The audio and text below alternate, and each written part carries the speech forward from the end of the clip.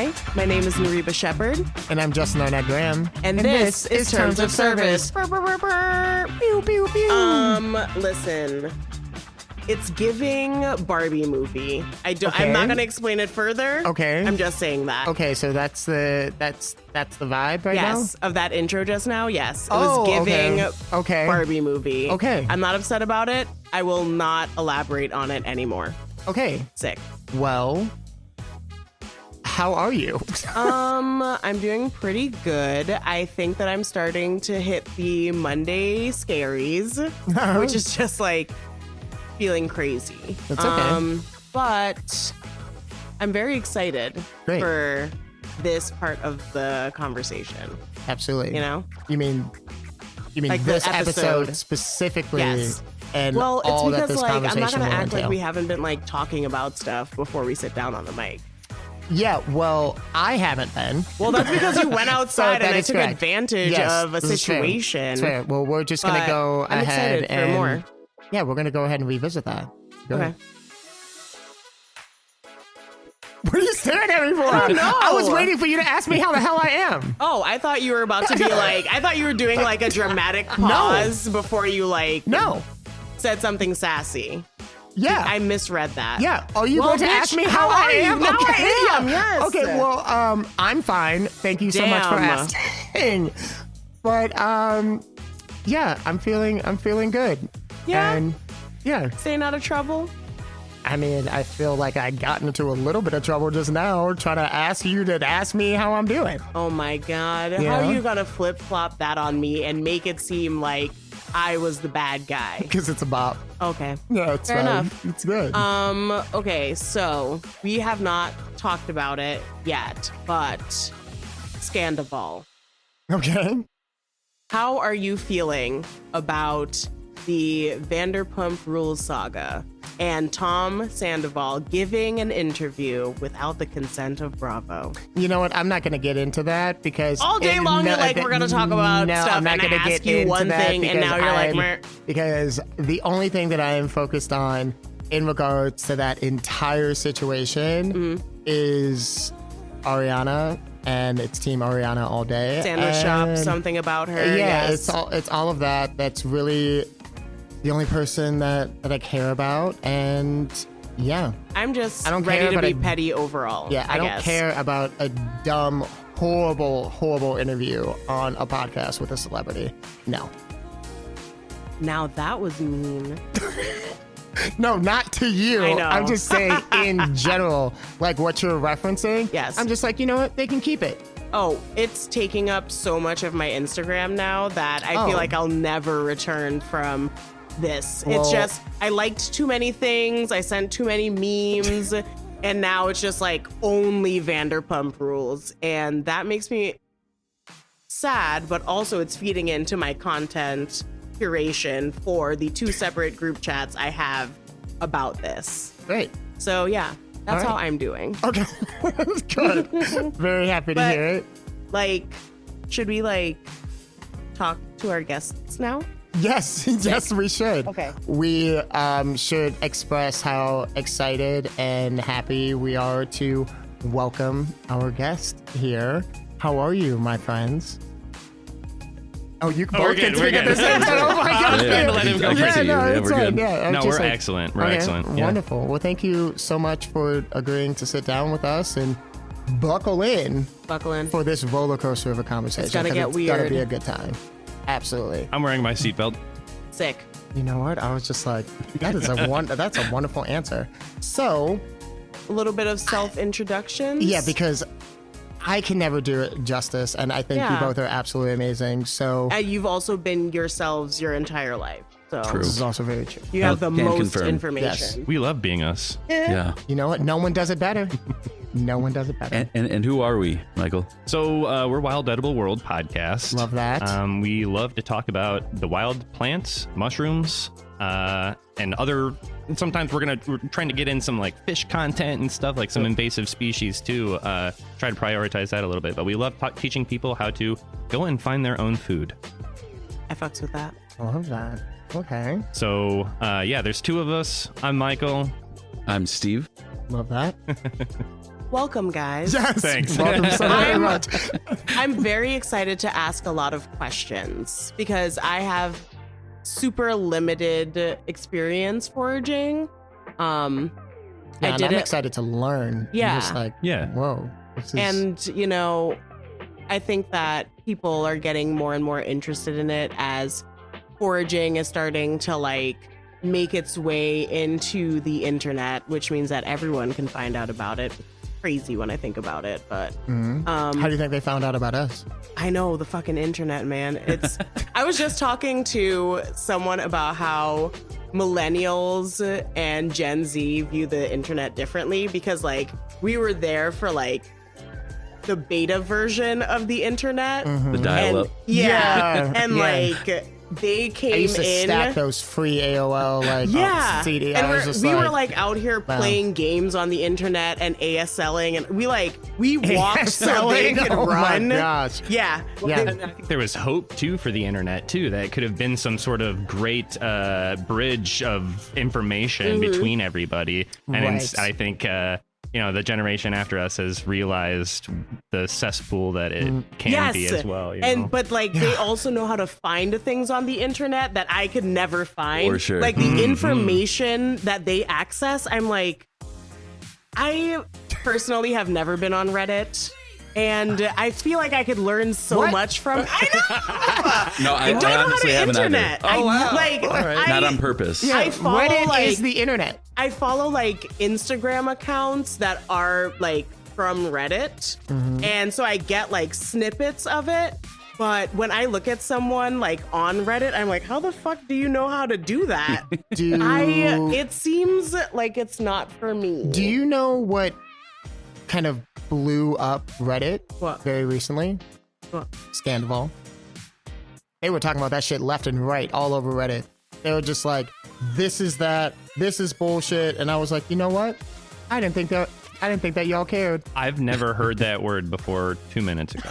Okay, well, we're You on could live different your- parts you of could- Reddit. You could live your entire life without understanding anything that we have to say about Vanderpump. Did you know what It's gonna- Sandoval was, Steve? I've no idea. Scandival? Scandival, yes. Oh, Yeah. Okay, yeah. before you leave, I have a video that Oh my completely gosh. Oh my that gosh. completely Yeah, like it's a flow chart. I can Yeah. guarantee you it's a flow chart of It's like, like- all of the shit. Yes, Yeah. and it's like No. two dudes who knew nothing about it, and then one deeply researched it and explains it to like a regular dude, and he's like, oh, I get this. He's like, I've been hearing about it, but I didn't care because it was like not any brown people, but like this random white bro took his time to do the chart, and this person of color gave a shit. It was great.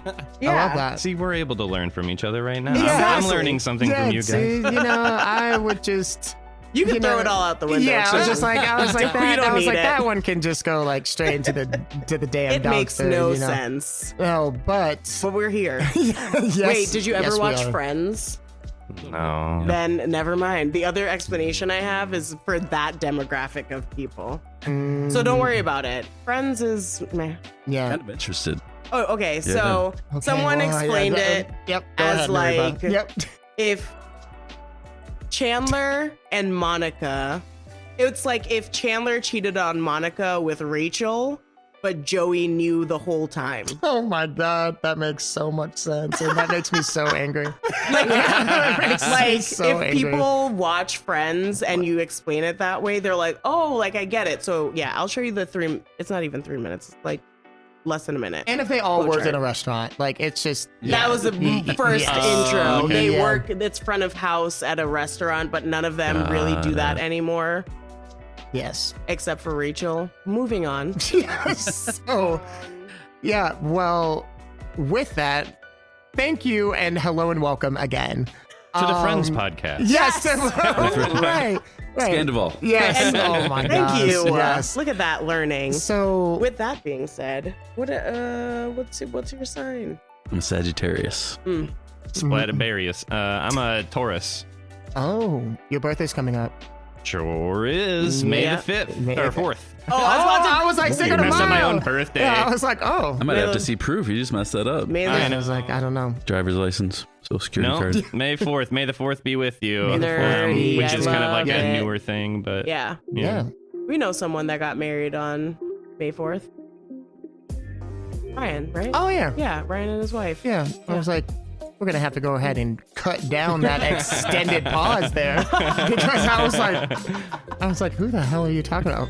Hi, Ryan. It's a wonderful day to do things on. Get born, get married. Sure. Top know? to bottom. Get born, get married. Yeah, it happened to me. I didn't ask for it. I mean, this is fair I feel like it makes sense. because this is our That per for- episode tradition. Yeah, So. that like y'all would be people that would do this and do this together.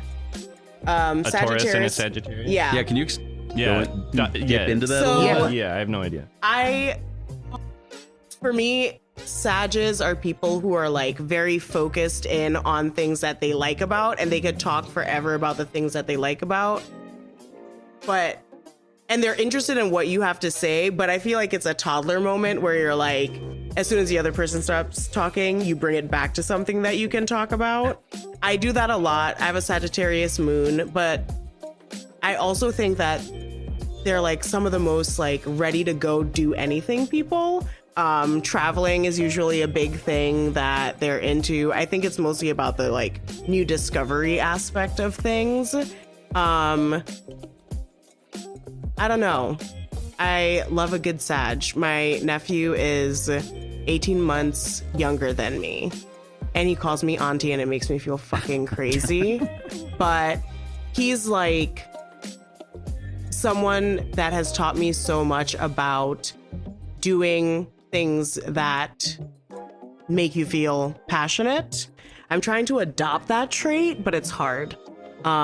So that's like my stance on the Sag aspect Spot of on, things. I think.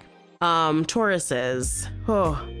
Some Yeah. of my favorite some of my Start. favorite people are indeed Tauruses. My best friends, Mike and Julia. And very logic-based people will tell you I was gonna say truth. It is a truth, but I think it's more like honesty. Like if you want someone to tell you exactly what they think and how they feel, a Taurus is good for that. Also, loves luxury, naps, snacky snacks. Got me there. Yeah. And like, I was like, is this tracking for you, man? Oh, absolutely. Snacky snacks and nappy naps. yeah, lounging and luxury is Oh, used shit. to describe Tauruses frequently. I'm the So. biggest lounger. It's, it's a mood. Lean on everything. I love that. Never Okay. fully supporting my own body unless I'm like Yes! walking through the woods. You know? It's like also some sort of like torture matrix, I feel like, is built into the minds of Tauruses, but it's like it turned within. Torture matrix. Yeah. Do tell. Like for you, you're like, oh man, I could do these things that make me feel good, but sometimes I like to lean into my sadness. Okay. Yeah. Yeah. So you like do a Yep. bunch of stuff so that you don't lean into the sadness, but when it happens, it's a commitment. If I know better, yeah. Usually, Yeah. I'm working on it. Working on it. Listen, But you got can me. only You got evolve. me there again. So yeah, that's my little thing that I like to do sometimes from time to time at the beginning of every episode. But Okay. yeah. It's like a nice little icebreaker to see, like, And then, you know, know. I use my bachelor's of science and education to analyze the conversation after that. also very true. So, yes. So, my friends, as we Thank you. are going to get into this lovely conversation, can you talk to us a bit about your respective backgrounds and how you have come together to do the wonderful things that you're doing that we're going to talk extensively about? Sure. I mean, do we want to start like how we got together for the show, or like just kind of our general? Okay, so Yeah. like general backgrounds. Like, who are you? Who am I? So I grew up in rural Illinois, Okay. Farmville, USA. Corn 1 year, soy the other, and it's a lot of lacking for natural opportunities. So when I was around 20 years old, my whole family kind of moved up to the Chicago area for one reason or another. And I'm here too now. Have been for about a decade. And Same. Yeah.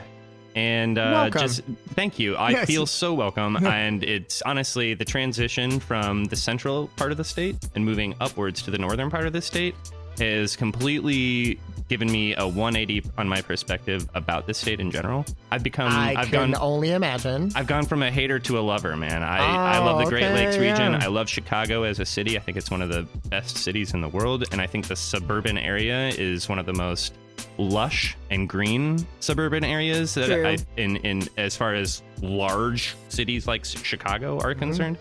And just the accessibility and connectability from every city to, you're always 5 or 10 minutes drive from a forest preserve. And that's what matters to me now. Yeah. That was like a serious Chicago hype moment. That was good. Yeah, It was that good was as hell. awesome. Dude, I fuck with Chicago. Yeah. Dang. That's So, awesome. All you got to do is take that moment and put the mustard on, and you're set.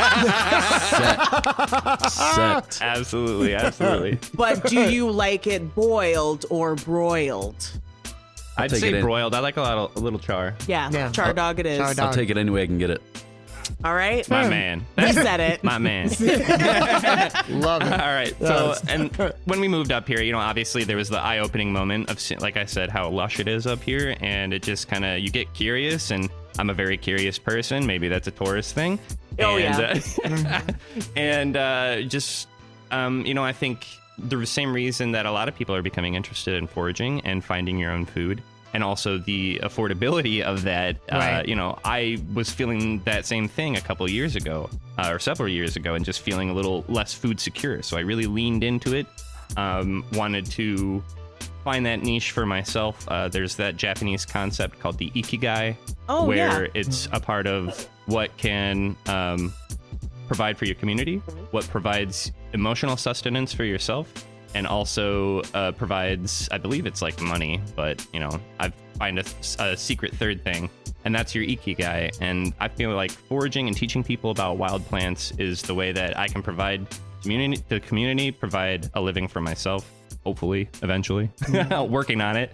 And it's something that I love as well. So, putting love into what you do is a huge thing. I'm sure you guys have talked about it on the show before. Like, love changes what we do, be it in a magical way or in a realistic scientific way, and for the love for foraging has changed my life. And I wanted to bring somebody else that I had known that had been doing a lot of foraging, and that we had talked many times about For sure. finding new plants and where can we go, and like just somebody else who's excited about it as me.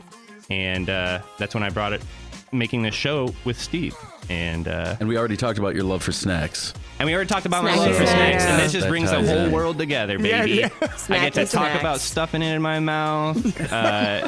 It's just all delicious. Innuendos? I'm here for them.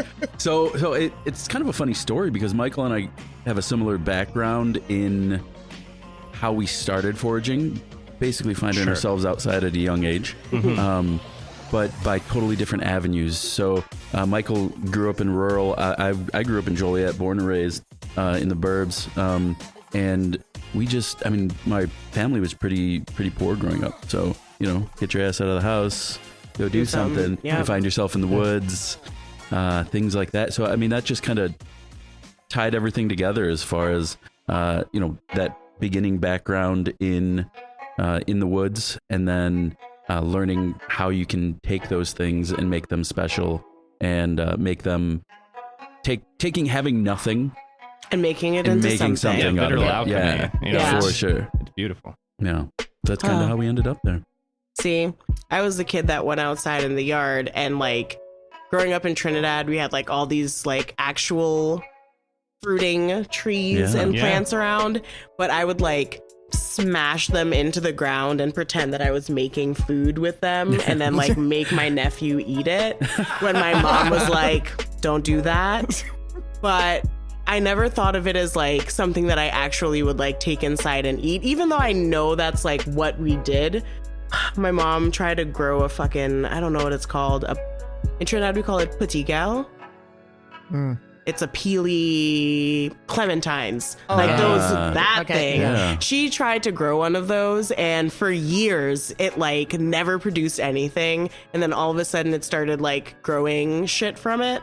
And it was just like they never ripened, but my mom was so proud of it. She would put them in my lunchbox. And I would just throw it out in school because it was like dry and like sour.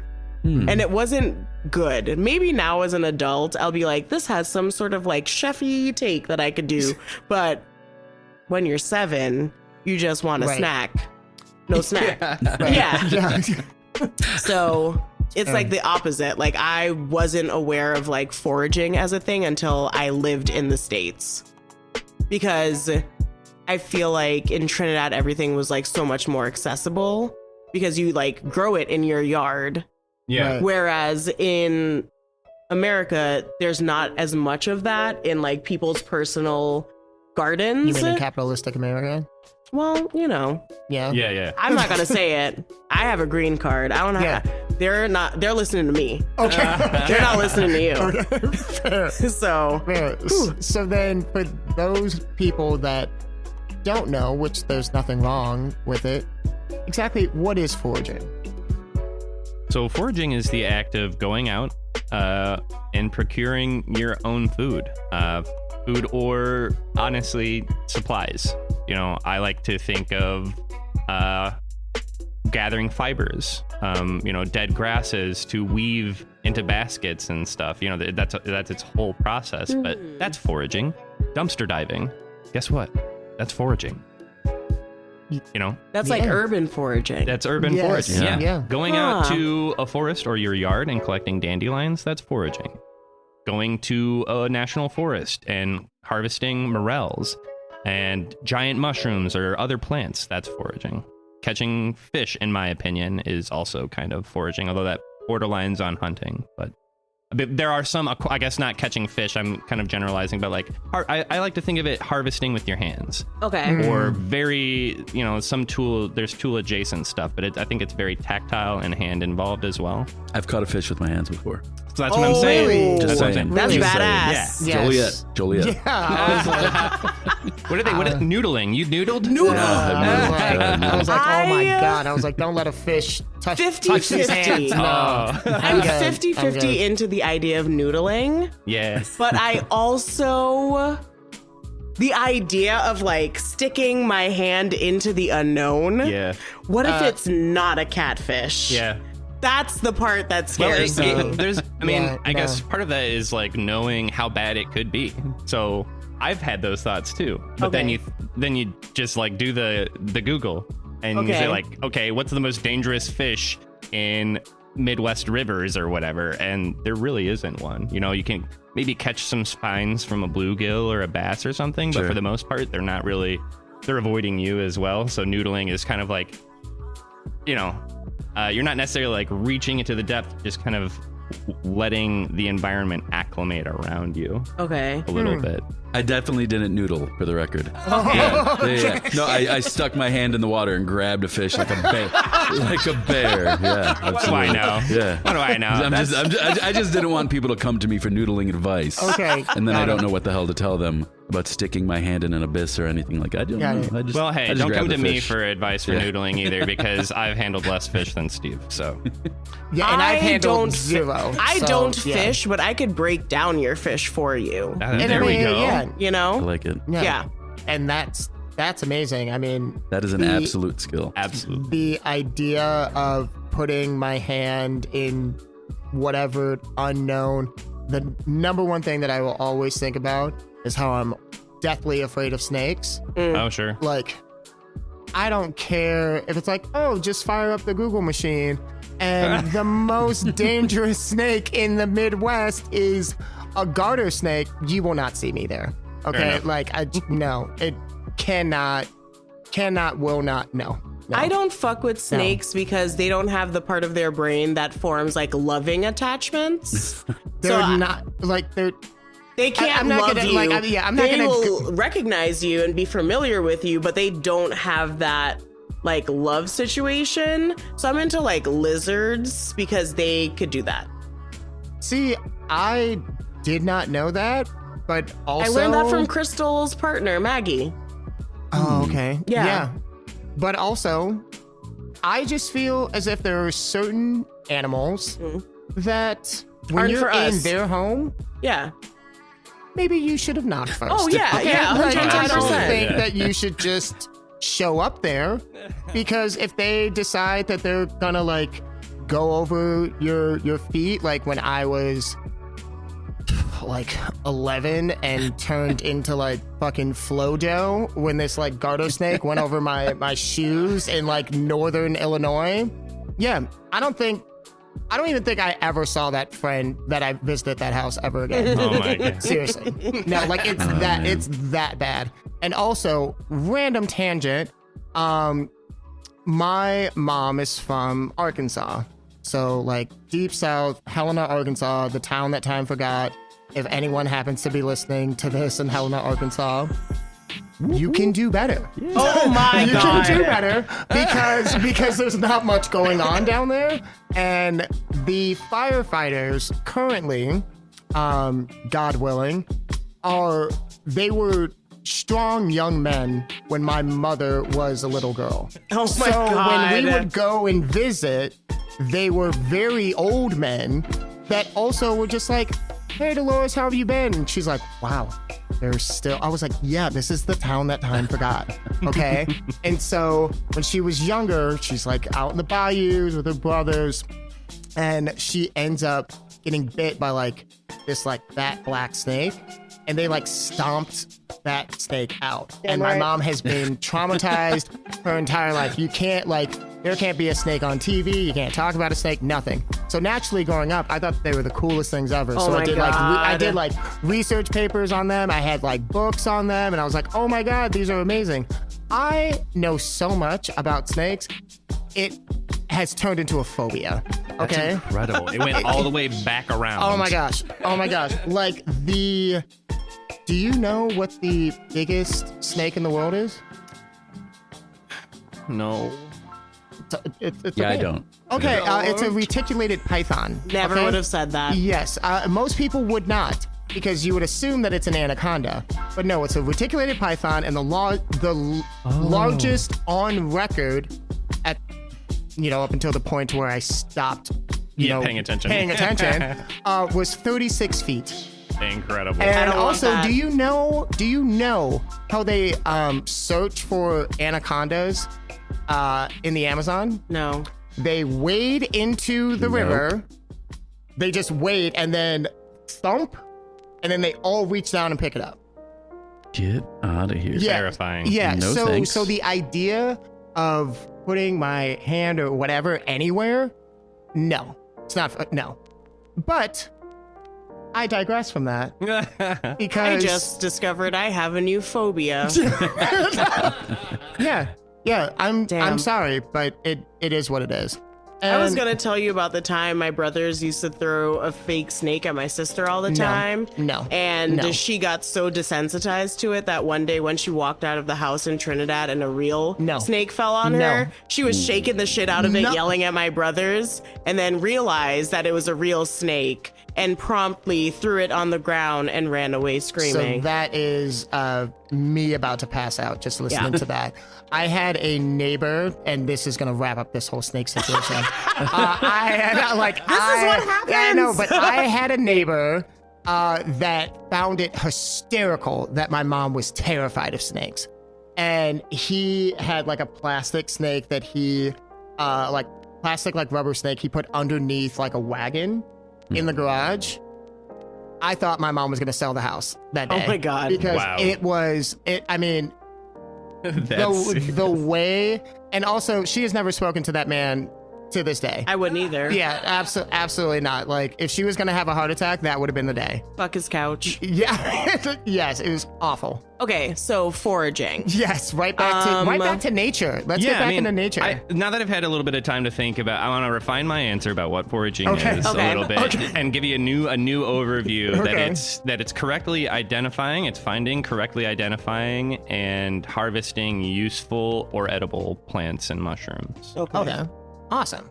That's good. Just wraps it up in Yeah. a little bow. Very nice. Well, Also dumpster diving, Yes. I mean, that totally legit. tracks. But so I would just like to acknowledge these wonderful spirit-free Oh, man. beverages that Oh, we for have been sure. enjoying. I just chomped Compliments that cherry. Yeah, I mean, very well said.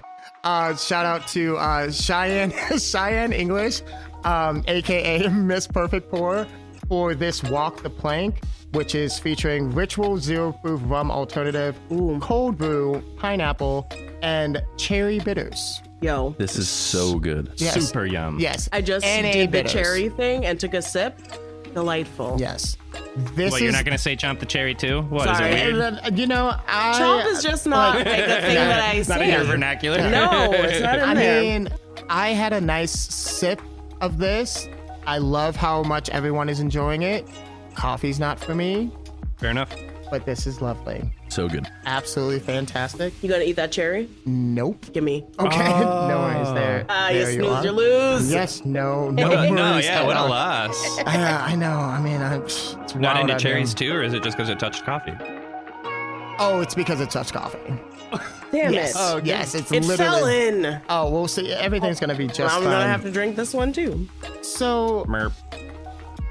I'm interested to see like how is this work motivational for you both? Like, I understand that it's education based, but then it's just like, what other elements of it like motivate you to keep doing it and like, you know, really investing your time, expertise, so on and so forth? So, I mean, flavor. Yeah. Honestly, That's definitely a big portion of it. it's Sure. fun as hell. You know, it's combining all the things. Again, it's just like trying to find all the things personally that I love, which is like going on walks outside, having yummy snacks, and then like, well, all of those can happen at once. So Right. personally, I'm very food motivated. So just the opportunity to find flavors that you can't buy. That is another Taurus fact. Heavily food motivated. I mean, Oh, Taurus fact. Yeah. Yeah. yeah. But yeah, being able to just go out there and find new flavors that you can't get in the store, you can't get at a restaurant usually, and then being able to harness them for myself. What about you, Steve? For me, my mother's one of 13. God. My So- mom is 7 out of 15. Cranking them out, right? Yes. So we are no strangers in my family to sharing, and this includes like knowledge. So when you find these delicious, nutritious ingredients, showing other people and teaching other people how to find them and how they too can benefit from this, it's a win-win, you know, for everyone. So It's interesting on my end because we had an episode back in season 1 to where we talked a lot about like grocery stores because we were sitting down with, I believe, Angela Diaz, and we were really focused on, you know, her business model, which at the time was focused on, you know, CPG, so consumer packaged goods. And it's fascinating to hear about like flavors and like flavor profiles that you can't buy. Like, that seems wild to me. Oh, exactly. Like, yeah. But like, I see what you, yes. Yeah. So like what? Like what? Yeah.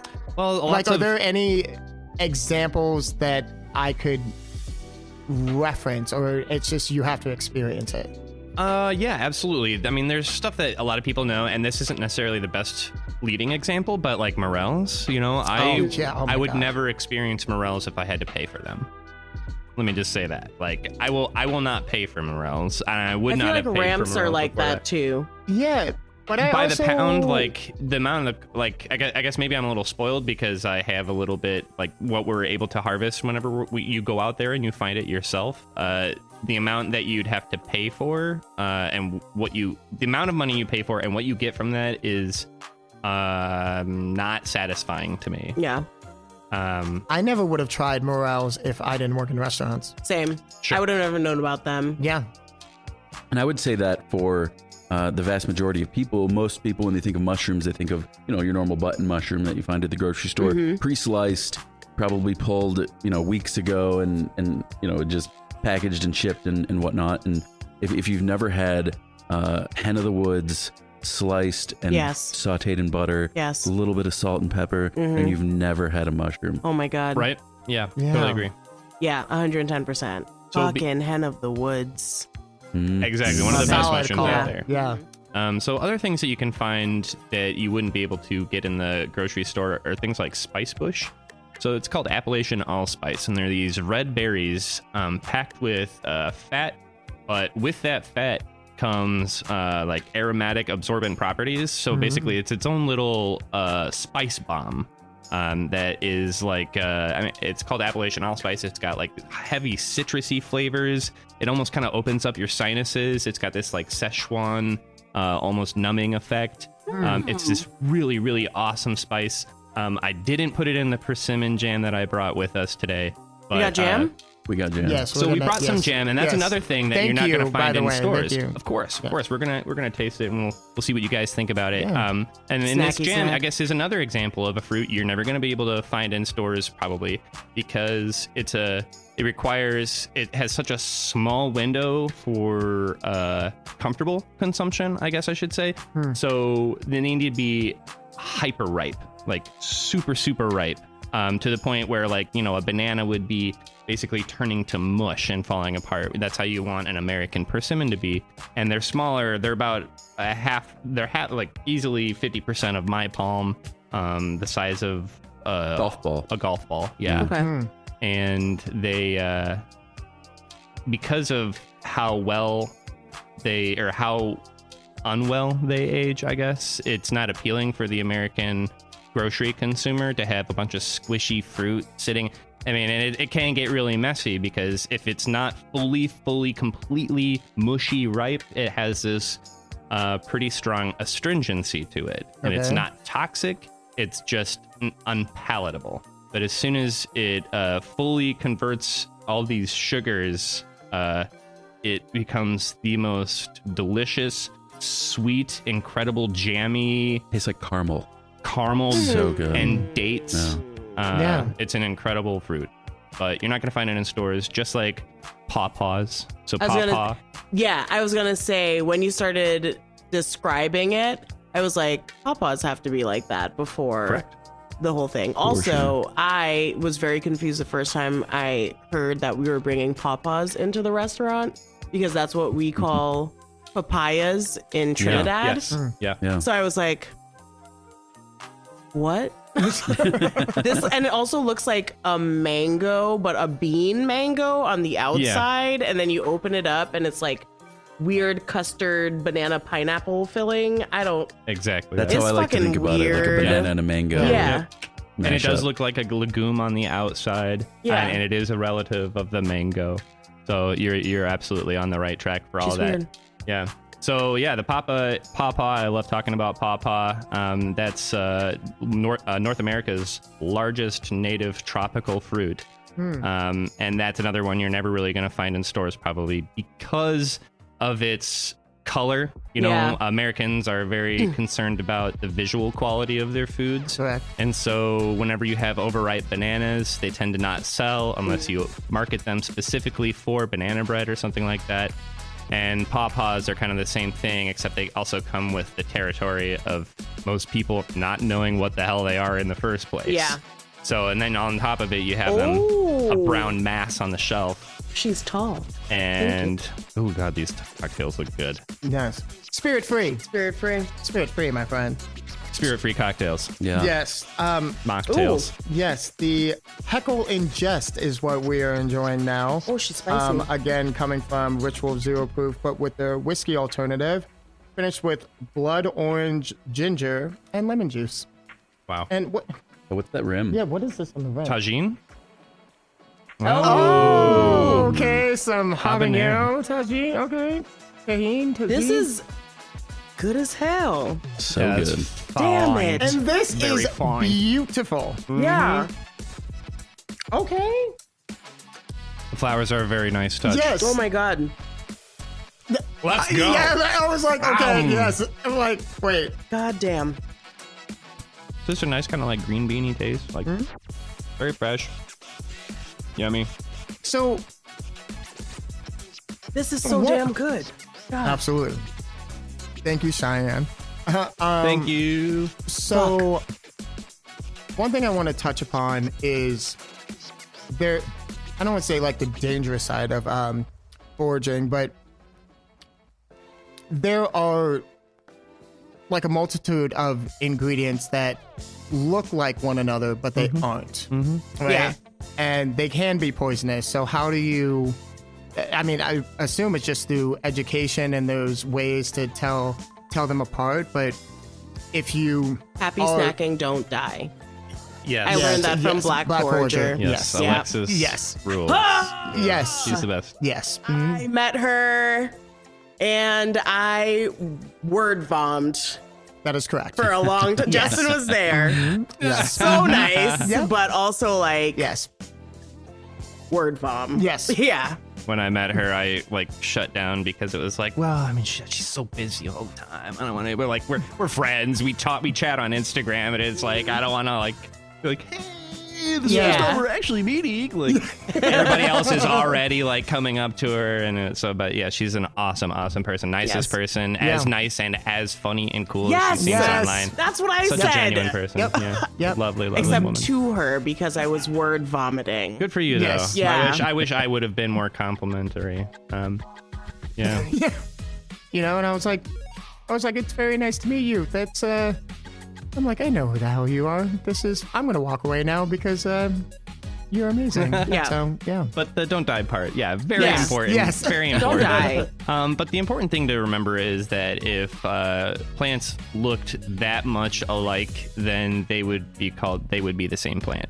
You know, Oh. they're different plants, and there are identifying characteristics. So it is about education, but it's also about building a relationship with your environment. So you want to build a relationship long term with the plants that you interact and you plan on seeing every single day, or that you are interested in harvesting. So one thing I like to talk about a lot is taking tons of pictures. You know, you take pictures of every single plant. If you're curious about it, take a picture of it. Figure out what it is later. Right. See what it looks like a few months after that. Be damn sure that you got the right plant if it is in a dangerous family, such as the Apiaceae, like wild carrot. That can be mistaken for water hemlock, Yeah. which is the most deadly plant in North America. That is Really? Absolutely. Is that the one with the white, Yeah, I was like, what is that? The white flowers on the flower. top, Correct, and yeah. one has like a dark purple flower in the middle as like a differentiation between the two? Like you could, if it's flowering and you can tell. Correct. Yeah. Yes. And that is kind of a smaller window of time than some of the other characteristics that Okay. can be used to identify. We don't have to necessarily go break down that plant right now. Yeah. But Yeah. there are a variety of different qualities for that specific plant as well, including the flower, hairs on the stem, color on the stem, lots of things. So it is something to be mindful about, but you can also get killed bowling. You can get killed, doing all sorts of silly things. Yeah. So, we were bowling yesterday for her birthday. that's kind of synchronistic. I don't know why I brought that Yeah, I up. was but like, Yeah. I was like, oh, look at that. Yep. I only kind of broke one nail, and it wasn't a long one, so it was a success. Because bowling with this is difficult. and you got them things, yeah. Yeah. Yeah. Yes. But okay, so I was going to be like, so when you're out there and you feel confident that you've identified something and you've spent the time doing it and you've checked all the boxes.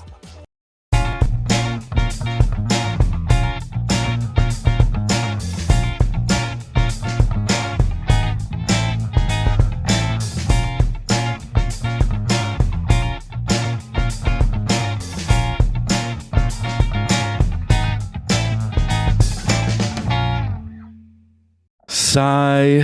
What's wrong, buddy? Well, I just realized this mushroom supplement I bought isn't actually made with mushrooms. It's made with something called myceliated grain. Myceliated grain? Oh, no! I'm sorry to tell you, buddy, but myceliated grain is a sure sign of a poor quality mushroom supplement. Well, dang. I wanted mushrooms, not brown rice. What should I do? Well, you should support a small batch producer from right here in the Midwest. Keweenaw Apothecary. Keweenaw Apothecary, tell me more. Keweenaw Apothecary specializes in high-quality mushroom extracts from Michigan, and they always use real mushrooms, never myceliated grain. That sounds like exactly what I've been looking for. Where can I order? Well, you can find them at keweenawapothecary.etsy.com. That's KEWEENAW apothecary.etsy.com. Be sure to read their many excellent reviews. Thanks, buddy. I don't want no low-quality mushroom products from a factory. I want Kiwina Apothecary. Wowie wow!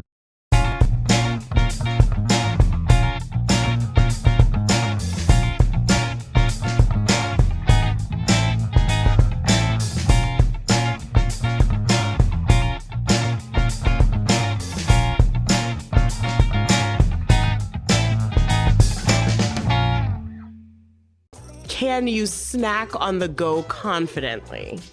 Like, if I see something, I'm like, what if it's like, I don't know. I panic. I'm scared. If you're ever not sure, then don't eat do it. Yeah. Okay. Don't eat Yeah. it. I've only ever put things in my mouth that I am I made that mistake once early in my career, and thankfully it wasn't like, I'm not playing with that big of a fire. It was Okay. between Ramps and Lily of the Valley, which can be kind of an easy beginner mistake to make. Thankfully, Lily of the Valley, not super toxic, didn't swallow it, put it in my mouth. Like, I had been handling Ramps, so the smell was on my hands. Yeah, so I broke the leaf to check it, and Smelled it. I thought I smelled it. Or I'd been handling garlic mustard or wild onion. There's a variety of different alliums or garlicky, oniony, smelly things in the woods. Yeah. And so I thought I had it, and then I tasted it, and it was like, this is definitely like bitter grass, and I spat it out. So beyond that, after that, I mean, that is a lesson, because then you start to freak, like you said, I'm a paranoid person as well. You start to get kind of scared. You freak out. I feel my throat's a little itchy. Does that mean it's about to start closing up?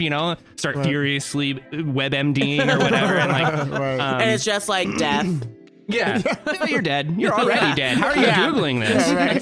Right. But no, after that, I can confidently say that I've never put anything in my mouth that I'm not 100% sure is edible.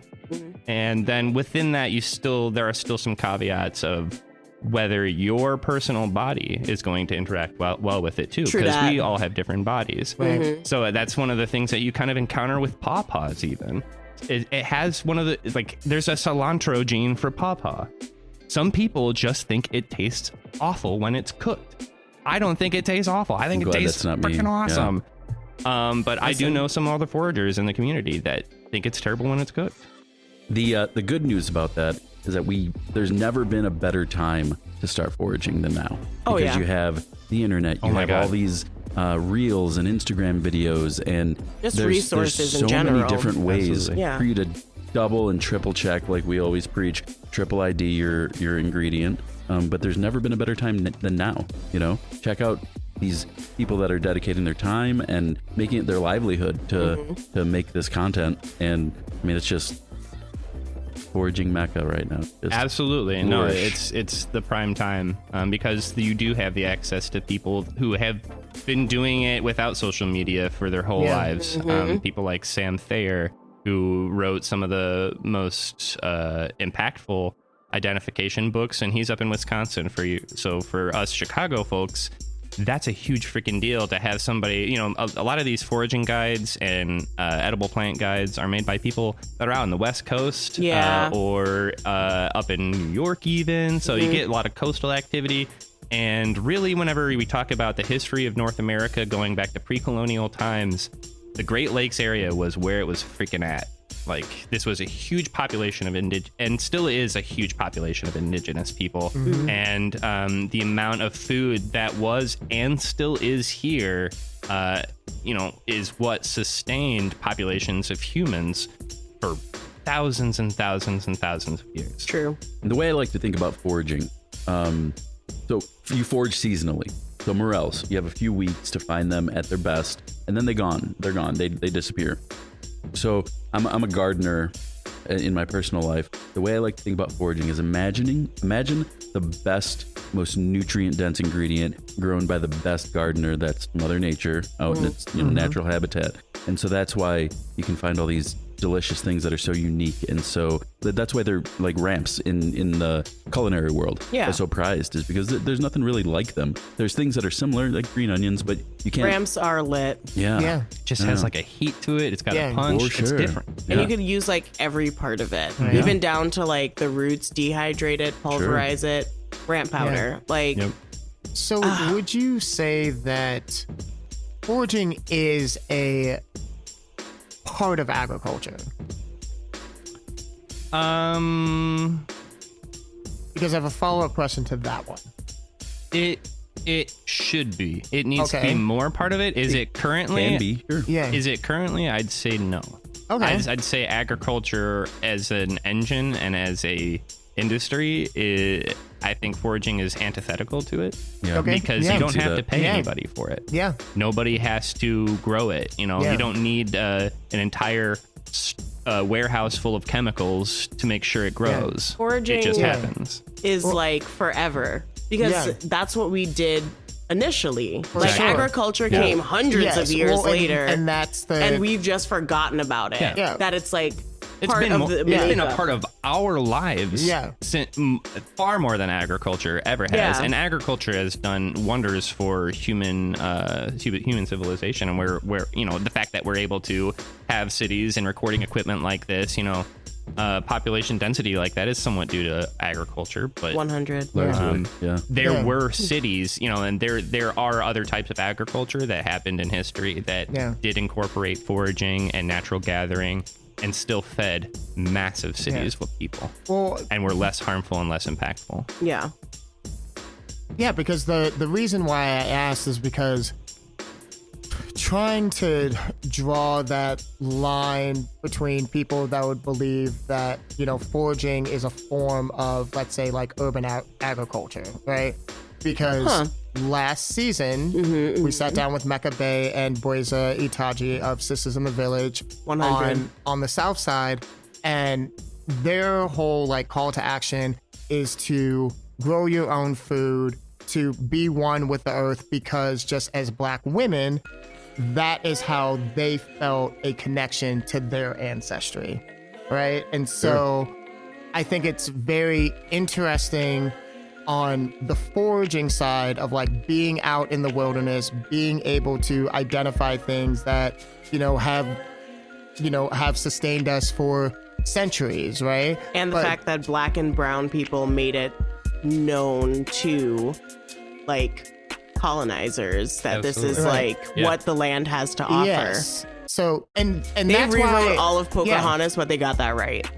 right. Like, Right, but that is really the reason why I asked that question, because there is such a like a dichotomy there, Sure. right? Because it's just like on one end, it's just like it's foraging, which feels it feels very specific to a socioeconomic class, versus like growing your own food and like tethering the earth from another socioeconomic class. So I think people that are listening will be like, oh, like they are in tandem with one another, but it's two different experiences.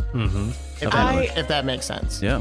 I feel like for me, foraging is kind of like, and I feel like I've referenced this before on the podcast, but I like how you always say the podcast, like it's not your podcast. oh my God, I have a problem with ownership. It's okay. Yes. But so in college, I wrote a paper for my construction of whiteness class about how whiteness is sort of like nature. It's everywhere and like no one notices it because it's just like part of what it is. And I feel like foraging is sort of like in there like that because technically like urban settings have like disconnected from foraging. But if you grow up in a place where nature's around you, you're more inclined to like understand it. So Right. in part of the paper of like whiteness being like nature, the connection that white Americans have with nature is different from that of Black and brown folk. And I think that goes back to when laws were made to keep Black and brown folk out of like national land, which took away their gathering areas. And I think that foraging became disconnected to minority groups because of that. And now it's like, now that foraging is like becoming a thing again, and Black and brown folk who have a history with it, but don't talk about it because it's like the connection and the community with the land, you would never know that these are the people who started it. Yeah, absolutely. You And know? that illegality was by design. That Yeah. was a type of cultural genocide, and what's it called? Whenever you're bringing in these people and forcing them to be a part of a system that they're not a part of, that they are directly interfering with by procuring their own food. I call that Christopher Columbusing. Yeah. Absolutely. When yeah. you come into a situation and you're like, I don't know what's been going on here before, but this is it. But it's mine. Yeah. Well, and another thing, You're about to get 1492'd. Yeah, hard. part of agriculture Yes. too is this attitude of like, I don't know, a lot of what we're dealing with now in the case of invasive plants and invasive species is this European mindset that is like, well, I have no idea what all these plants are here, so let's just bring all the stuff that we already know from Europe over here so we can actually use something in this Yeah, place. oh my God. Meanwhile, everybody else around them is like, what are these guys doing? And like getting in, like their mustard garlic is like encroaching on their ramp patches, and Europeans preferred mustard garlic or dandelions. I mean, dandelions had become a naturalized plant, but they are introduced from Europe in colonialism. Back Really? in the 1700s, we brought dandelions over as a medicine and food crop. And honeybees as well. Honeybees Yeah. as well. That's why we brought the dandelions to feed for the an honey. early feed food honeybees. crop for the honeybees. God Yeah, damn. exactly. Never know Yeah. until you do. And now we fuck the bees. Well, Well, well, Well, you know. we're gonna have to edit that extended pause there too. But yeah, Why can't we leave awkward pauses? Let people feel it. and the belches. Let's Yeah, you know, season belch- 4. release the belch cut. Yeah, see, it's happening. Yeah. That should be the next poll. yeah. Okay. Just one entire episode of Belch. Oh after my God, Belch. that would be a real. Clip them all together. yeah. Yes. No, I was just like, Disgusting. I love it. We'll leave that up to Marcus and Nariba to talk about that. So, you know, it'll be. I want everyone to know that I'm gross too. you know, Women can be gross. it's Everyone can, right? everyone Yeah. can. You You're know, right. Yes, I was just like, it is your right. Damn right. Yes. Reclaim your grossness. Yes. I do every day. I'm basically like a frat boy on my own. So like, It's like my crushing beer friend. cans against your forehead. I mean, Yeah. my first apartment here in Chicago, we definitely had like camping chairs as like a Nice. form of furniture for a while. We Real. only got a couch because my roommate and best friend had a nervous breakdown about not having a couch before 25. And so I spent 2 weeks before her birthday trying to find us a couch. What's and the bed frame situation like? You know what? Mattress on the floor is life? Oh, Still?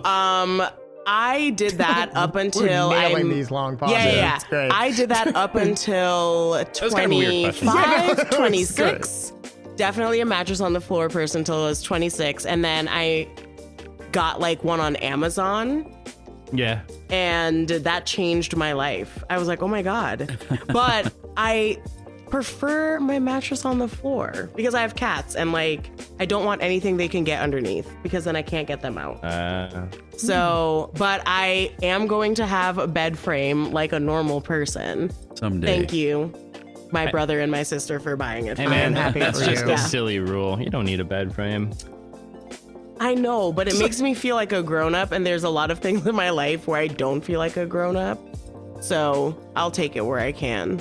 That's fair. I'm also looking at one with a headboard now, but I'm Googling to see if I need that. Getting wild. Yeah, I know. I was like, I never had one. Kind of like- want one. Get I'm the like, there's a walker lot to ready. unpack. There is. Yeah, That's yeah. a rabbit hole right there. That I mean, that we're just. I was just like, All right. no abyss for me there. no okay? noodling. No No noodling.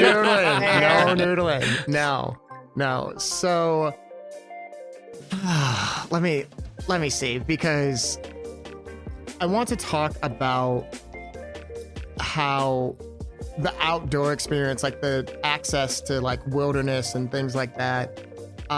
Again, just go back to socioeconomic class, and especially if you're from an urban environment, you know, outdoor shit seems so distant. We're very fortunate here in Chicago to where, yes, you have access to the Great Lakes and so on and so forth, but there is still so much pressure in being in an urban environment while trying to enjoy the outdoors. And there's something inherently peaceful of removing yourself from that urban environment to go out to where like nature is thriving. And how do we how do we figure out ways to, you know, just promote equity like with that? Because it sounds great to be like, hey, like, you know, you can go out to, I wouldn't even know like the closest place.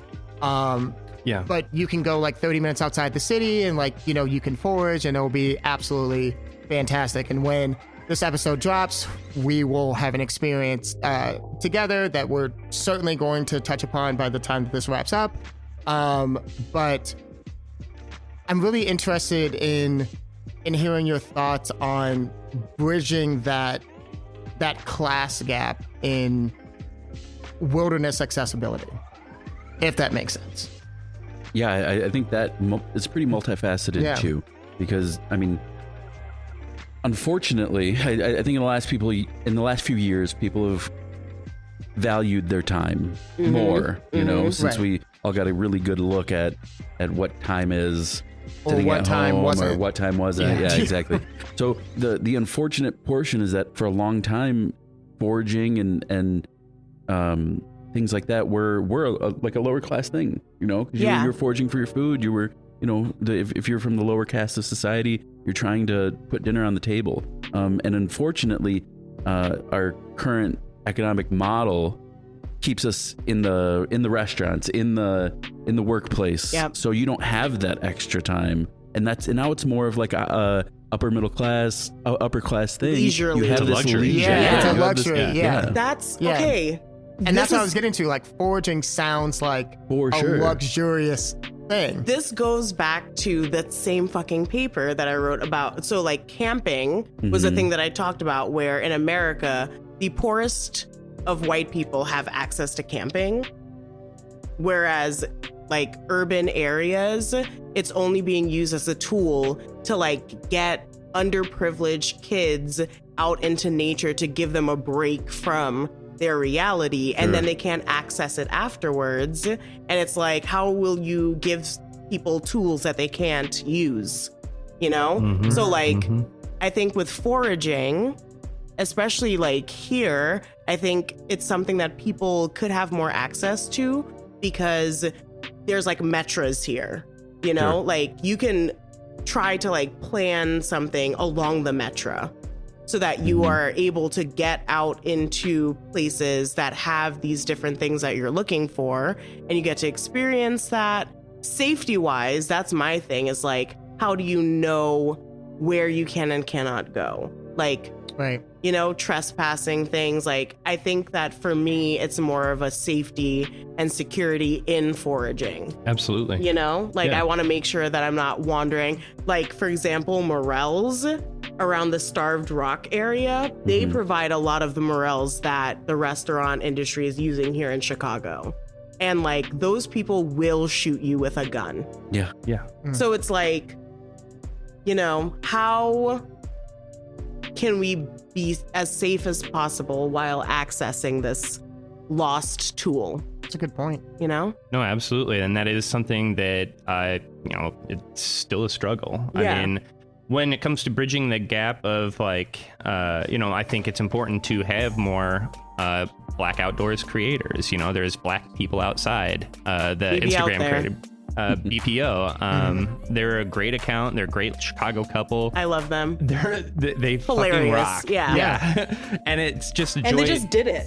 That's what I'm saying. Yeah. Well, but it's I'm sure it's difficult for someone to take that leap when there isn't that sort of infrastructure in Yes. social media like there is for white people already. The traveling and all that stuff, you know, it's all the outdoor stuff, the world travel accounts and the camping, the luxury camping, all that stuff. I totally agree. And it's the freaking struggle. And it does have a lot to do with safety, because Black people have been able to be legally murdered whenever you're caught outside in these natural areas. And up until relatively recently, it was illegal for Black people to be in those areas. Yeah. So there is a absolute history and honestly probably generational trauma about experiencing natural environments and going hiking and stuff like that, just because it has been so societally reinforced that it's only for certain people. And I think now that is starting to change a little bit. Obviously, there's more Black creators than ever doing things outside, and hopefully that brings with it, the change. Especially a chance for change. Yeah, exactly. Yeah. And especially when it comes to like foraging laws and stuff like that, a lot of people are asking the questions like, why is this illegal? Yeah, and there's only a couple answers for that. And not many of them are very good. And none of them are really good the more you think about it. So. But I think in order to to progress that movement, I think you have to lean on each other. Groups, power in numbers. Yeah. So start a group in your neighborhood. Make a page on Facebook or whatever social media you have. Band together. I just see a whole bunch of Black people going down to Starved Rock looking for morels and just like fucking it up, and I think it's awesome. I think it's awesome. Yo is always trying to get me to go camping and do outdoorsy things, but like I'm also from a third world country, and I came to America to avoid nature, and now I'm out. And like after going to school in Vermont and like really learning to like love seeing and being around, I feel like I didn't take advantage of it while I was there, and then I moved to Chicago and I was like, oh shit, nature was fucking everywhere. And now I have to like drive out to, first of all, the first time I went like into southern Illinois, we were driving to like my friend's brother's wedding, I think in like Arkansas, and we stopped at a Culver's. And I thought, Helena, Arkansas? No, okay, Grubs. I was like, keep it. Grubs. Okay, Grubs, Arkansas? Yeah, don't make fun of it. That's where Crystal's from. I'm not making fun of it. Okay. I made fun of it. I was like, when we drove in and it was like Grubs, the population was under 350 people, I started laughing. That's probably total too, like all the time. I was like, I was like, I am from a Caribbean island and somehow I ended up in this town. Yeah. How? Yeah. Like fucking frogs were kamikazing themselves into the side of the car as we're driving, and I'm like, where are we? Anyway, Arkansas. We stopped at a Culver's and I got out and we walked into, and everyone had like an accent, and I looked at my girlfriend at the time and I was like, where are we? And she was like, we're still in Illinois. I was like, oh shit. It's a long ass state. Yes. I just Chicago. I forget that it's inside of Illinois.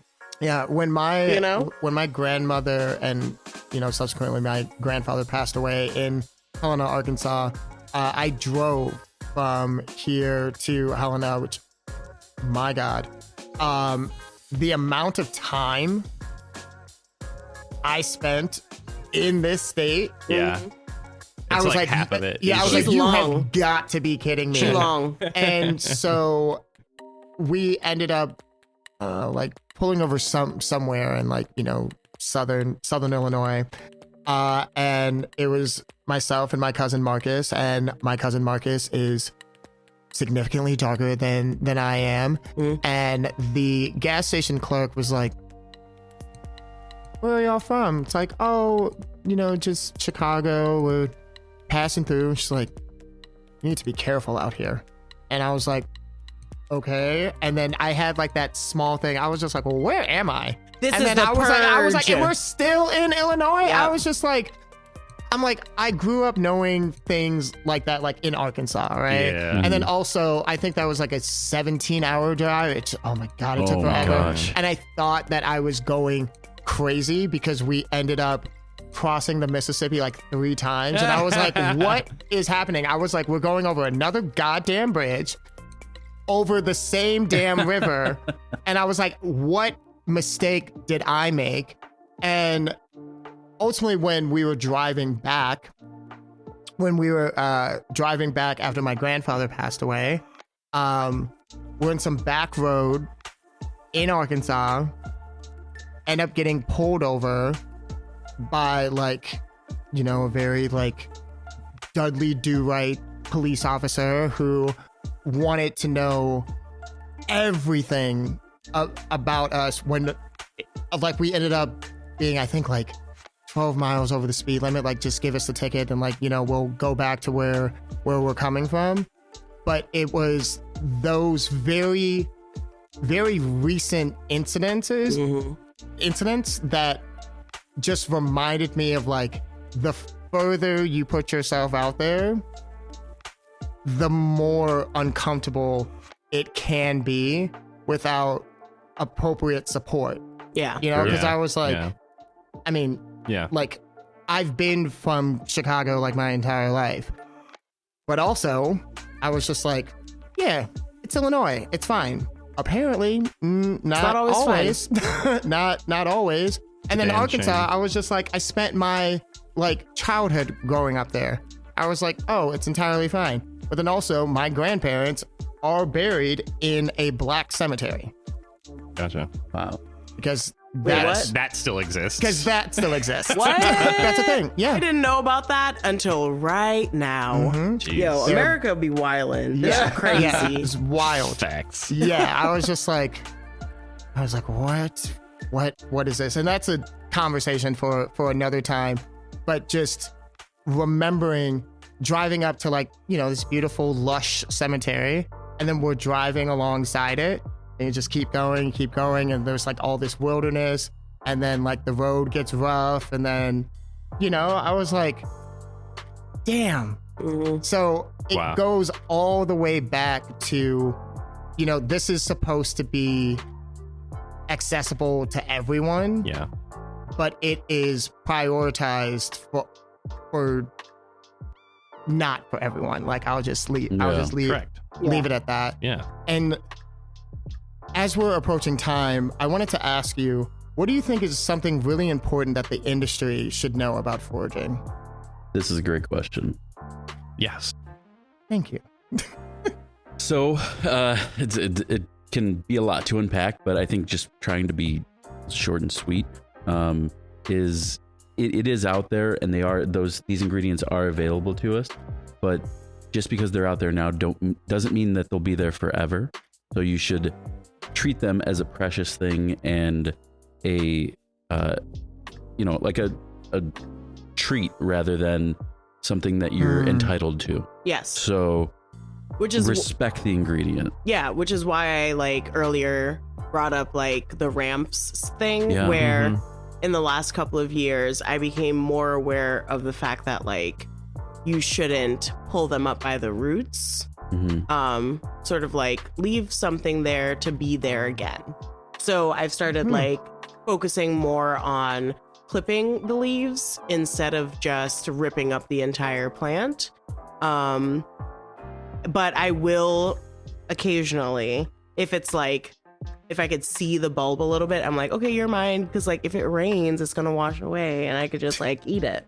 Sure. So I like try to be more mindful of how I'm collecting things instead of like hoarding it for myself. Just like, all right, like if I know I'm not going to use all of it, then why will I take all of it? Sure. Yeah, you absolutely. know? Yeah. And as far as the industry is concerned, it's, I agree with Steve. Absolutely. That's a really important point, that it's about, maintaining it forever. You know, it's like when it comes to ramps and stuff, you know, that's also, you know, harvesting the whole plant is a very contentious issue. And, you know, here in the Midwest. Well, Chicago is named after ramp. That's absolutely right. It comes from a derivative of the word Chicago, which is skunk onion, or probably, you know, whatever their word for the leek is. And harvesting the whole plant, when it comes to the populations we have in Chicago, it's not necessarily that bad, but you still want to be, like you said, there's mindful harvest involved. I don't support pick shaming at all, but you definitely want to make sure that you're not harming the plant, that you're not harming the populations. A lot of the times whenever you remove one plant from a very crowded area, you're actually helping the rest of them get bigger and more full. And So when it comes to the industry and foraging, there's opportunity out there for everybody to find new flavors and everything, and it does seem like an abundance, and it can be fun and exciting. But yes, definitely be conservative as far as how much we're pulling out. This doesn't last forever. Yeah. But, Yeah. All right. God damn. But I also want to mention that Yeah. as far as morels are concerned in the Chicago area, you guys mentioned a couple times that you go all the way you don't have to go all the way down to Starved Rock. I to have get never them. gone to Starved Rock to get morels. I just know that they're Just out there. the implication Yes. that was made that, morels can be found in Cook County. They can be found in the neighboring counties as well. And definitely take some friends out with you, practice, safety. And when it comes to, someone that might attract a little bit more attention than other people at forest preserves or other natural areas, be as discreet as possible. Don't be carrying around clear plastic bags, but practice a little discretion. And don't be shady about it, but, have a backpack or two. Just be mindful. Be mindful. So I feel like you both painted a really clear picture between foraging and agriculture with your last response. Yeah. That's I just have to say that because with how you both gave your independent insight, it just made sense about how this is something that is a treat and should be cared for because you want to ensure that it's sustainable. Agriculture is a different it's side of that. Yeah. It's almost like the opposite. It's like we have this. Yeah. How can we make it bigger? Exactly. Yeah. Yes. Yeah. And you could feed How can we continue to emulate this and grow it? Yeah. Yeah. So- And wild plants can be a source of abundance too. I think our current diet practices and the agriculture is a huge part of that. We make way more than we need. If we really did get what everybody needed, I guess need is kind of a pretty hazy word, but I feel like what is out there for us already is enough and is more than enough. Right. And we don't have to have these harmful practices of absolutely depleting the earth and the soil. We can have regenerate, living harmoniously with nature. I guess that's kind of a utopian idea, but it's how did we get here? And it wasn't from abusing the earth this whole time. At some point, we worked together with it. Yeah. Well, Meh. Nariba, do you have any additional questions as we wrap up? I could just be weird. Can I be weird? Do it. All right. Get weird.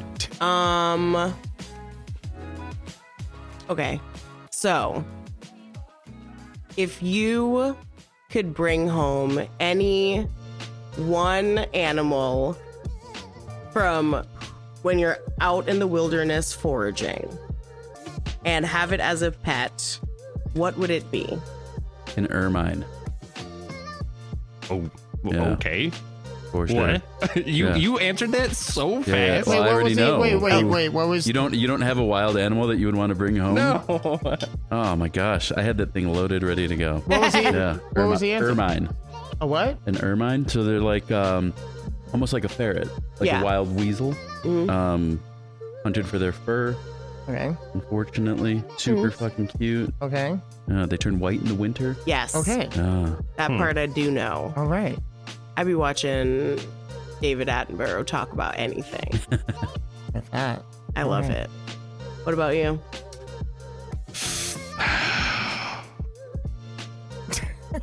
I just don't know, man. Yeah. A raccoon, I guess. Oh. That's kind of stereotypical, but Okay. I don't And have that's something fine. cool like ermine. Yeah. I just don't. I don't know. I'll keep it local, which is everywhere I fucking go, especially at this time of year. There are rabbits everywhere. No one told me about the rabbits in Chicago, and it just happened, And recently I was walking to my job, and it's in the Lincoln Square area.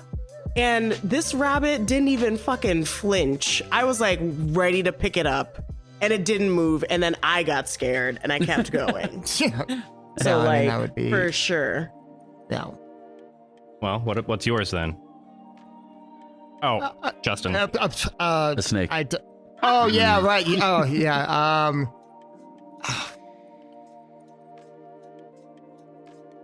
I mean, like I'm not I'm not outside like that. I'm not, and I. Come on, make me look better and just say a cat or something. You know, I would say a fox. Oh, There you go. That's a I'd good say a one. No, fox. that's better than what I had. Yep. Yeah. Sorry. Foxes fox is good. scream like babies are being murdered. Yeah. Yeah. Well, I wasn't going Okay. that direction. So we're texture. passing around this American persimmon jam that I've made from persimmons that I collected last year. So there's an interesting bit of astringentness that's still kind of inherent in it at the end of the taste of this. So your mouth kind of dries out at the end. It's okay. So I wasn't expecting the texture of it going into it. A little But the crystallized. flavor is also exactly like what you described. Yeah. It's giving caramel, brown sugar realness. It's very sweet, like a honey almost type. I like that. The fruit, I like this a lot. the fruit's Yeah, still like this a warm lot. from the sun, Mhm. either off the tree if you're lucky, or on the ground right next to the tree if you're still very lucky. Is just incredible. So this is more So like good. preserves than it is jam, I guess, because it's very heavy on the fruit. Yeah. It's very pulpy. Have some more. Yeah. Yes, I will. Yes. So God damn. So that was just made with fruit and sugar. Easy peasy. But what were you gonna say? Sorry. Well, I was just about to do the things that we do to wrap this up. I like but that. before I do that, how was your time with us, my friends? Wonderful. This is great. Sublime pleasure. All right, thank you. Was it nice This was and so weird? This was fun. Oh, you it was a know? blast. I That was was like, great. No, Yeah. absolutely. I was like, this was lovely, and so Especially these drinks. I know, Jeez. right? Oh man, another Yes, shout out for yes, these to Cheyenne non-spirited. English, aka Miss_Perfect Pour. You can Damn find right. her on Instagram with what I had just mentioned. But so That first one, I like the first one better. see, and Yeah, I am the all whiskey is about this second shout cherry. one. Well, that's because you don't like Because- coffee. I mean, these are the facts. So Yeah, I want a coffee bottle was- of each to go. I don't know. I mean, like I'm them. sure I we like can them figure that equally. out. You know. Well, part of her whole yeah. thing is Yes, that yes, yes. that's available. Yes.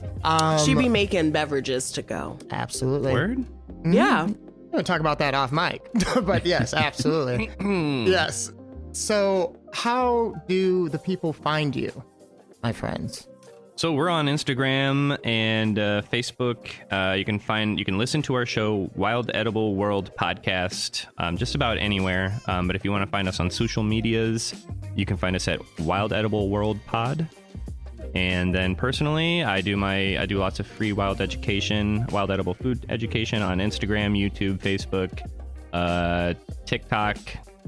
Check me out on TikTok because I get like 10 views. I need some help. I'm What's gonna your name? follow you Edible_Illinois. How about you, Steve? on TikTok. TikTok, Facebook, Follow it. Instagram, everything. I'm not on TikTok. I'm on Instagram. Same. Okay. You can find me at my main account is Stevie, like the Pokemon Eevee, like Yes. Stevie Cantu. I also have my podcast account, Snoop Doggy Dogwood. And I'm He's not. just way too good at creating usernames. Like, why not just make a bunch of Instagram accounts? Which, admittedly, I'm not as active on, but I mean, whatever.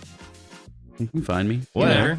Listen to him on our show. He's Exactly. active there. That's Out here in these Yeah. streets. Absolutely. Well, not in the streets, in the forest preserves. Yeah. In Actually, nature. Out in the wild. yeah, we found wild edibles right across the road from here. So. Yeah, absolutely. There's a couple bushes that are planted ornamentally. They're aronia berries. Also, Right across the street. What? Black Forager calls them booty hole berries. Booty hole berries! Oh my gosh. Well, Let's Very take a com- very walk common over. trope. yeah, I'm like, whoa, nature surrounds us all. Absolutely. So, Well, that's one of the things we try to press is that even in the cityscapes, there are tons of ornamental plantings that are still useful, whether they want them to be or not. right. I definitely eat like these flowers on my way into work at the Riverwalk that they had last year. Well, one, they had snapdragons, which are delightful. And then the other ones are, I don't want to say they're begonias. Peony? No, they have like pink petals, and it's sort of like when you bite into it, it's like a juicy rose flavor. Like, I don't know. In my mind, I can describe it as something called pomerac or rose pear. It has that sort of like flavor profile. It's used in a lot of fine dining as a garnish, and for cocktails as well. But yeah, it just like the city plants them, but they're edible and people don't know that. Yeah. So it's like, you know, the more you know. Yeah, and Shooting I'm star sure the city rainbow. would not want you to know that because they'd be like, excuse me. Then Yeah. stop growing corn in Millennium Park. Right? Also, If you don't want me to eat it, don't put it there. yeah, okay. Well, on But that don't stop note, yes, growing corn in Fair. Millennium Park. Leave Fair. it. fair. Well, Keeping it tight. you know, I just want to obviously thank our guest once more for joining us and educating me specifically, because this was phenomenal. So thank you. Also, supreme shout out to our home studio. Supreme shout out to our home studio here at Blind Barber Chicago for hosting this necessary conversation. Also, Ritual Zero Proof for their support. And again, Cheyenne English, Yes. aka Miss Perfect Pour, for Yes. the amazing beverages and stepping in for the Garnet team. Max, thank you so very much for everything that you do. Colin on the documentation side. Also, Marcus, Cortez, Alex, Rick, Jason, Travis, everyone that comes together to make this a thing and keep us pushing and, you know, just being awesome as we keep making season 3 happen. And Yep. we have a lot of amazing things coming up that I can't really talk about. But then also with my friends here, we're going to be going on a foraging trip Oh, yeah. with our Yeah. friends on Outsiders. But you're going to hear about that like after the fact, because like this is dropping after the fact, but you're going to see it on social media. So yeah. Thank you Can't so wait very for much. that. Thank you It's a- too. This has been wild. Yay. I did it. Very nice, very nice. And on that note, I am just known at Graham, and you can find me on Instagram at thisisbiko. All right. And my name is Nariba Shepherd. I just want to point out before I do the spiel that this is the second time that I have done the setup for the tables my here in the Oh my studio. God. Oh my and God. Justin has not edited Oh it. my God. He Okay, did put yeah. one thing on there, I but he did. didn't take anything away. I did. So, Yes. success. Congratulations. Yeah, you Wonderful damn job. right. I'm owning Wonderful that job. shit. That's great. You can find me on Instagram at Rebaru, REBARU. And just remember that foraging is something that you can do. Yes, and you can find Nariba at her upcoming design studio, Rebaru Designs, also on Instagram. Oh my Just God. kidding. Peace. Never.